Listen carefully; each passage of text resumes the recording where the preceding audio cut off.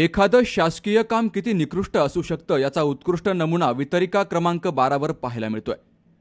6 महिन्यांपूर्वी झालेल्या बांधकामापैकी जवळपास 200 फूट अंतराचं बांधकाम वितरिकेमध्ये जमीनदोस्त झालंय। या वितरिकेची ज्या अधिकाऱ्यांवर जबाबदारी आहे त्यांनी हे बांधकाम पडल्याचं तोंडी रिपोर्ट दिलेत। एवढंच नाही तर शासकीय खर्चानंच हे पडलेले बांधकाम जेसीबी मशीनच्या साहाय्यानं बाजूलाही टाकण्यात आली आहेत। या निकृष्ट बांधकामासाठी जबाबदार असणाऱ्या संबंधितांवर कारवाई करण्याची मागणी केली जाते। श्रीगोंदा तालुक्यामधील कुकडी कालव्याची वितरिका क्रमांक 12चं पूर्ण बांधकाम करण्यात आलं, कारण या भागामध्ये काळ्या मातीचं प्रमाण अधिक असल्यामुळे बांधकाम करण्यात आलं होतं।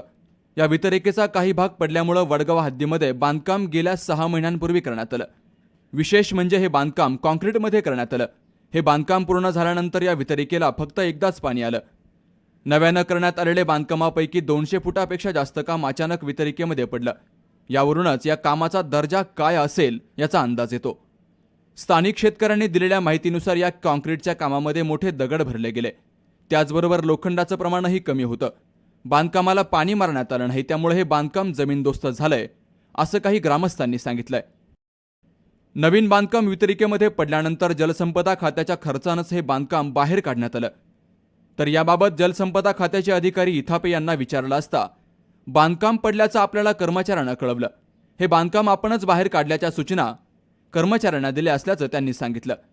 तर या प्रकरणी आपण वरिष्ठ अधिकाऱ्यांना तोंडी माहिती दिली असल्याचंही त्यांनी सांगितलंय।